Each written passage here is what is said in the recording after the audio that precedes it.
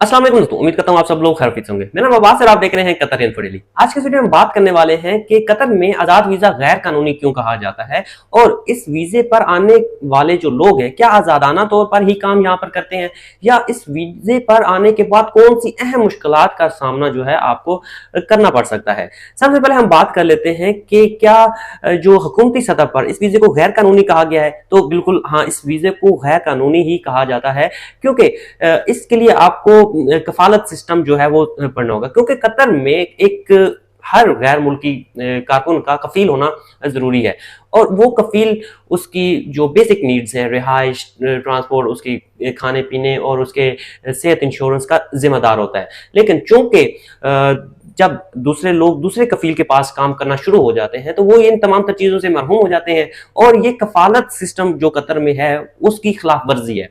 और साथ ही साथ हुकूमत का ये कहना है कि आजाद वीजा पर और दूसरे कफील के पास जाकर काम करने की वजह से लेबर मार्केट को कंट्रोल करना मुश्किल हो जाता है, सिक्योरिटी खदशात जो हैं वो बढ़ जाते हैं और साथ ही साथ इस वीजे पर आने वाले और कफील जो इस वीजे को बेचते हैं वो टैक्स चोरी में मुलव्वस होते हैं।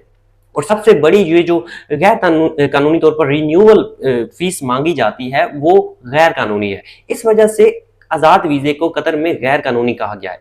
तो दूसरे नंबर पर हम बात करने वाले हैं कि क्या वाकई आप आजाद वीजा खरीदने के बाद आजादाना तौर पर काम कर सकते हैं। आप वीजा खरीदने के बाद उस कफील के साथ आपका ताल्लुक बिल्कुल खत्म हो जाता है, तो ऐसा बिल्कुल नहीं है। जब तक आप कतर में मौजूद रहेंगे, आप किसी और कंपनी में काम भी करेंगे या नहीं करेंगे, काम मिला है नहीं मिला, आप अपने उस कफील, जिस कंपनी से या जिस भी कफील से आपने वीजा खरीदा है, आप उसके साथ जुड़े हुए हैं। वो इस वजह से कि आपने अगर टेम्परेरी किसी कंपनी के साथ काम करना शुरू किया है तो जब तक आपके पास आयरा पेपर नहीं है, और वो आयरा पेपर आपका ओरिजिनल कफील ही अप्रूव करेगा ऑनलाइन सबमिट करने के बाद, तो तब तक आप गैर कानूनी हैं। अगर आपने मुकम्मल ट्रांसफर वीजा नहीं किया और आपका आईडी जो है एक्सपायर हो चुकी है और आईडी जो अकामा है वो एक्सपायर है और रिन्यू नहीं है और ज्यादा टाइम हो चुका है, तब भी आप गैर कानूनी हैं। और अगर पुलिस या सीआईडी या जो भी इन मामला को देखती है वो अगर देखेंगे तो आपको डिपोर्ट कर सकती है, आपको जुर्माना कर सकती है।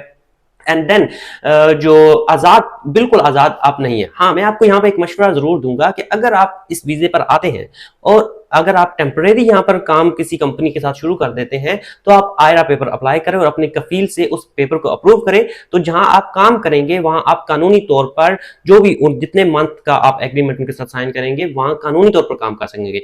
या दूसरा ऑप्शन आपके पास ये है कि आपको अगर अच्छी जॉब मिल जाती है और आप कहते हैं कि लेट्स सी ये कुछ अर्सा में ये जॉब करता हूं, आप अपना मुकम्मल ट्रांसफर जो है वीजा उस दूसरे कंपनी के साथ कर लें ताकि आपको बेसिक नीड्स, आपकी कानूनी जो हक है वो हासिल होना शुरू हो जाए।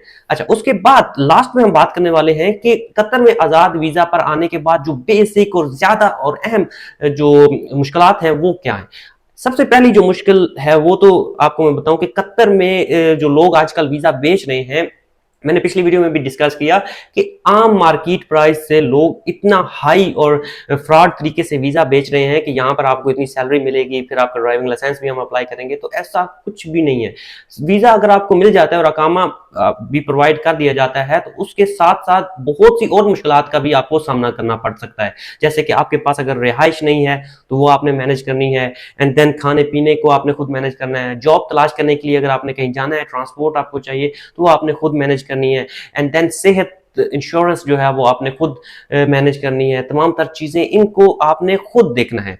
हाँ, अगर आप एक अच्छी जॉब हासिल करने में कामयाब हो जाते हैं तो मेरी तरफ से आपको एक अच्छा मशवरा समझ लें, वो ये है कि आप फौरन से अपना वीजा, जो आजाद वीजा आप एनओसी बेस्ड वीजा खरीद कर लाए हैं, उस वीजे को उस कंपनी में ट्रांसफर कर लें और उससे ट्रांसफर करने से पहले देख लें कि ये कंपनी चलने वाली है और इसके साथ आप चल सकते हैं। ये ना हो कि आप उस कंपनी में ट्रांसफर कर लें और उसके बाद वो कंपनी ठप हो जाए। सो इट्स मीन कि आप लॉन्ग टर्म सोचें और उस वीजे को आगे ट्रांसफर कर लें। लेकिन आजाद वीजे की सिर्फ बेनिफिट एक ही है कि आपका अगर कफील अच्छा है, आपका कफील और कंपनी जो आपको ट्रांसफर पेपर दे देती है तो आप दूसरी कंपनी में जाकर काम कर सकते हैं। लेकिन अगर कफील के साथ ही आप जुड़े रहेंगे तो आप बुनियादी जो हक है, बुनियादी जो कानूनी चाराजोई है और कानूनी जो हक है, लेबर कोर्ट के जो हक हैं, लेबर लॉज के जो हक आपको हासिल हैं, वो उससे आप महरूम हो सकते हैं।